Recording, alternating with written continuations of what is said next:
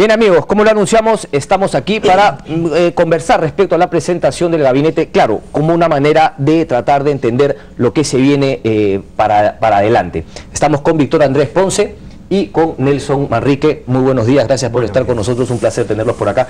Yo quería comenzar el debate poniendo sobre la mesa dos titulares distintos que recogen, creo yo, diversas maneras de ver la presentación del gabinete Valdés, del primer Valdés. El diario El Comercio: el Perú no está para experimentos ni globos de ensayo, y por la otra parte La República: prioridad en el uso del agua será para el consumo humano. Nelson, comienzo contigo. ¿Cuál te parece más importante? ¿Qué parte del discurso del primer Valdés rescatas? Diría que los dos son válidos y reflejan la ambigüedad creada desde la hoja de ruta. ¿En qué para sentido conseguir más de la mitad de los votos para llegar a la presidencia hay que hacer un discurso que complazca a distintos sectores. Y por lo tanto tú puedes tomar como La República una parte del discurso y resaltarle, y puedes tomar otra parte como hace El Comercio, sin tergiversar las cosas. Las dos cosas son verdaderas. Correcto. Porque la ambivalencia continúa, es decir, el ministro Valdés no dice nada sobre Conga. Pero si uno quiere interpretar a favor, dirá, bueno, ha dicho la prioridad es el agua y por lo tanto Conga no va porque el agua es primero. Pero por otra parte, uno puede tomar, el Perú no está para experimentos, ni globos, ni ensayos, y por lo tanto Conga va. Ok. Eso va a ser siempre desde el punto de vista, mirándolo desde el tema Conga, por ejemplo, como una parte fundamental de lo que hará el gobierno a partir de ahora. Interesa más que el discurso, no se ha tocado el tema Conga.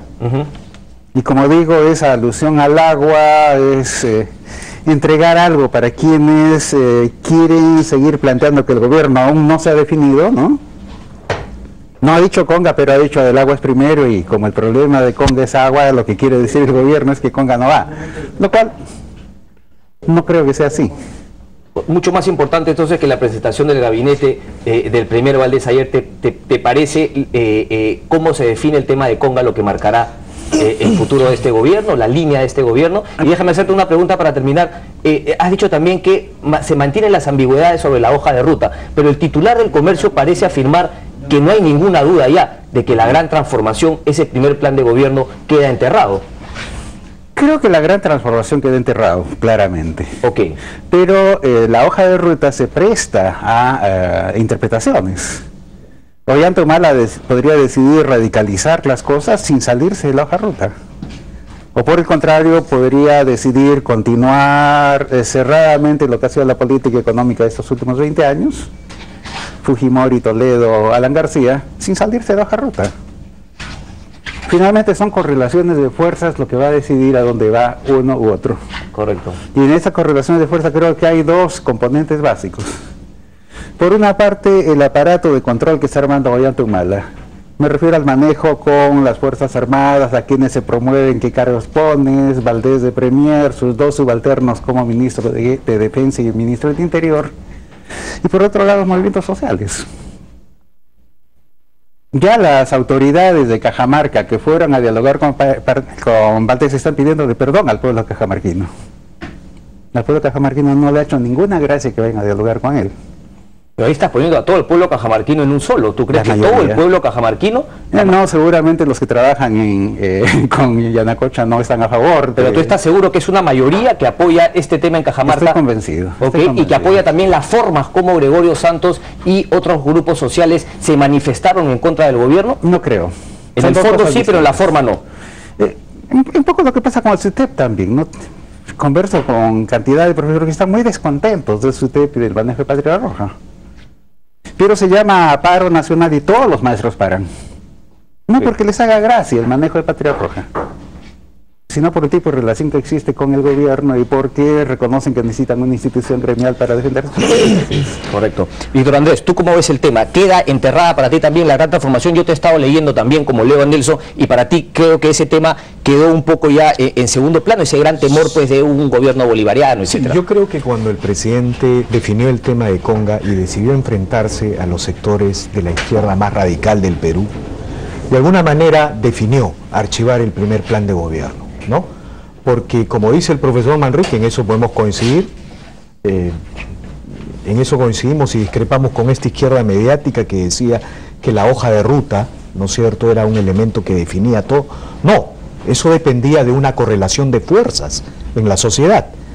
Y había que interpretar esa correlación de fuerzas que se expresó en la primera y en la segunda vuelta, ¿no? En la primera vuelta el 70% del Perú dijo no al primer plan de gobierno de Ollanta-Humala, y en la segunda vuelta Ollanta-Humala planteó la hoja de ruta porque tenía que de alguna manera seguir tentando a la mayoría del país. Lo consiguió. Pero eso no estaba claro hasta el momento en que se define el tema de Conga. Ahora bien, déjame referirme al tema del discurso del día de ayer. Okay. Yo veo en el discurso, mira, tú te das cuenta, el discurso prácticamente no ha motivado grandes pasiones ni grandes rechazos. Este discurso lo que ha motivado son observaciones, precisiones, algunos cuestionamientos. Me parece sí que un sector de la izquierda radical va a cuestionar este discurso, pero en general, si tú te das cuenta en los diarios, ¿no?, de todo el espectro político, de alguna manera aprueba este discurso. Bueno, eso es lo que pasa en las democracias avanzadas y lo que pasó en Occidente y en todas las democracias avanzadas hasta antes de la crisis económica del capitalismo que se vive actualmente en Europa y en Estados Unidos. Los discursos de los jefes de Estado, los discursos de los gabinetes, eran discursos pragmáticos, eran discursos que partían de un hecho concreto. La historia no empezaba con ese gabinete, había una historia que continuar, y bueno, este discurso es un discurso básicamente pragmático. Mira, el nivel de pragmatismo se puede expresar incluso en gestos muy concretos de este gobierno. Pero perdón, hablas de pragmatismo en contraposición a un discurso político, por así decirlo. A un discurso ideologizado, okay, ¿no es cierto? Este gobierno ha entendido que en el Perú hay una correlación de fuerzas que se expresó no solo en la primera, sino en la segunda vuelta, pero además ha entendido que hay una correlación de fuerzas en la sociedad, ¿no es cierto? Tiene que manejarse en esa correlación de fuerzas este gobierno. Eso en primer lugar. En segundo lugar, este gobierno lo que nos está diciendo es: yo no me voy a derechizar, tampoco voy a caer en la tentación de la mano dura. ¿Por qué? Hasta antes de la presentación del gabinete Valdés y luego de la salida del gabinete Lerner, y antes de esta presentación, ¿qué se le decía a este gobierno? Que se había derechizado. Bueno, ¿cómo respondió el gobierno? Nombró un ramillete de diplomáticos, ¿no?, un ramillete de izquierdistas en los cargos diplomáticos más importantes. Lo que el gobierno decía es: no, yo no me he derechizado, soy un gobierno arcoíris. Hasta antes de esta presentación, a este gabinete se le decía, por el estado de emergencia, ¿no es cierto?, por congelar las cuentas del gobierno regional de Cajamarca, se decía: ha optado por la mano dura. ¿Qué cosa de la mano dura ha mencionado el día de ayer? El día de ayer el gabinete Valdés ha dicho: yo quiero gobernar en un acuerdo con las regiones, ¿no es cierto? El gabinete Valdés ha dicho: yo quiero una minería responsable, en base a un acuerdo entre la gran empresa, las comunidades y el Estado. Es decir, cada vez que a este gobierno se le trata de encasillar en un esquema, este gobierno responde y se mantiene en el centro. Se mantiene: yo soy de arcoíris, no soy de derecha, yo gobierno con todas las fuerzas. Lo que pasa sí es que hay un sector de las vanguardias de izquierda que tienen otro proyecto de país. ¿Quiénes son esos sectores de la vanguardia de izquierda? Yo digo, no es un proyecto ambientalista, no es un proyecto social, sino, a mi entender, es un proyecto de poder. Por eso no se entiende cómo, luego de que el gobierno retrocediera en todas las líneas del Estado, después del paro en Conga, con el famoso peritaje internacional, porque el gobierno en ese momento renunció a su autoridad, renunció a su soberanía, aceptando un peritaje internacional, aceptando una negociación, ¿no es cierto?, porque estaba tomando en cuenta, ¿no?, la expresión de un sector del pueblo de Cajamarca, de un sector, porque ese pueblo de Cajamarca votó mayoritariamente por el fujimorismo. Ahí están los resultados electorales. No se puede decir que ese sector sea un sector antiminero. O sea, el gobierno retrocede en todas las líneas. Dame dos nombres de esa vanguardia izquierdista. Bueno, el Gregorio Santos y el señor Saavedra, pero si están ahí, ¿no? ¿Cómo? Un Estado retrocede en toda la línea de su poder central, en toda la línea, y dice: señores, yo acepto la protesta y voy a un peritaje internacional. Y ellos no levantan el paro y no quieren. Es evidente que no es una estrategia ambiental, no es una estrategia social, sino es una estrategia de poder. Y es la estrategia de poder que los sectores radicales de izquierda interpretando un sentimiento justo de indignación de la gente, porque este Estado ha fallado en todo, ¿no? Desde el 2001 para acá vienen desarrollando, desde el Baguazo hasta el Arequipazo, este tipo de acciones. Nelson, ¿cómo ves ese tema? ¿Tú hay diferencias también a esa izquierda radical de una izquierda que tú podrías representar, intelectual, moderada, más moderna? ¿Hay esa diferenciación? No, mis discrepancias van antes de eso, ¿no? A ver, vamos en esos. Primero, eso de ideologizar frente a pragmático es una tontera. ¿Por qué? El pragmatismo también es una ideología. Es pretender el lado de la verdad y el otro es ideológico. Ambos somos ideológicos. Que no te guste mi ideología es otra cosa, pero que tu posición es ideológica, es evidentemente ideológica. Todo discurso político es ideológico. En segundo lugar, afirmar que es un discurso de poder y no un discurso ambientalista o discurso social es otra tontera. ¿Por qué? El discurso ambientalista y el discurso social también son discursos de poder. O no existen partidos verdes, o no existen partidos socialdemócratas socialistas. Sí, pero lo que Virotrandés se puede referir es que ellos hablan que defienden el medio ambiente, que defienden el tema social, pero no son sinceros en decir que lo que buscan, por ejemplo el señor Wilfredo Saavedra, es un poder real político, que lo tendría que buscar en unas elecciones que al parecer ha buscado y no ha ganado. Lo que quiere decir eso es que cualquier partido puede incorporar elementos ambientalistas y puede incorporar elementos sociales. Correcto. No concuerdo con el señor Saavedra, no concuerdo con el señor Santos, pero rechazo esa simplificación en que construir discursos maniqueos, blanco-negro, es la manera más fácil de vender un discurso. Pero si queremos analizar, creo que tenemos que afinar un poquito el análisis. ¿Cómo afinamos entonces el análisis desde tu punto de vista? Primero, creo que el mayor problema con Conga se plantea en definir esto como la batalla final. Lo que está de por medio es una... ¿Pero eso te parece un problema o te parece que debería ser así? Me parece que es un problema. Pero tú también lo estás planteando así. Desde que hemos comenzado, tú has planteado Conga, Conga, Conga. Mencioné Conga y todo lo demás se vino. ¿Por qué? Porque era la mayor omisión del discurso ayer, es evidente. Ok, perfecto. ¿Qué es lo que ha definido la coyuntura durante los últimos meses? Conga. ¿Qué es lo que no se ha mencionado ayer? Conga. Ok.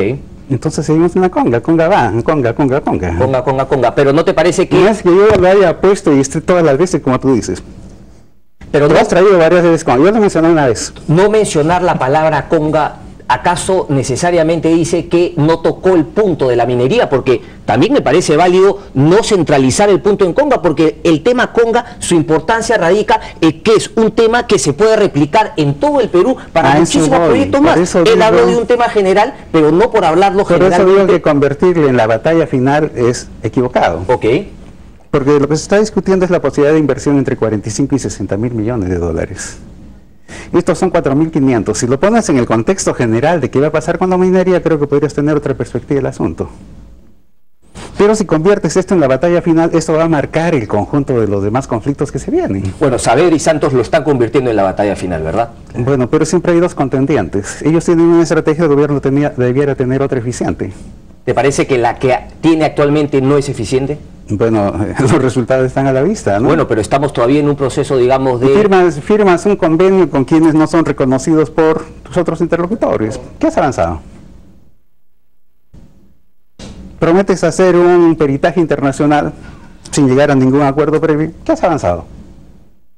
¿Te parece, como ha dicho Víctor Andrés, que cada vez que intentan encasillar a Ollanta Humala, él se sacude y se mantiene en el centro? ¿Te parece que es así? ¿O te parece, he escuchado, he leído también algunos que ha sido prácticamente secuestrado ya por una derecha? ¿Te parece que es así? ¿O él se mantiene en el centro? Quizá no está ni con la derecha, que cree tenerlo ya en su esfera, ¿no?, de influencia, y tampoco está con la izquierda, que creyó que se subía a un proyecto en el cual iban a estar 5 años tratando de plantear esta hoja de ruta o lo que sea. Tengo la impresión de que Ollanta Humala está por definir qué es lo que va a hacer.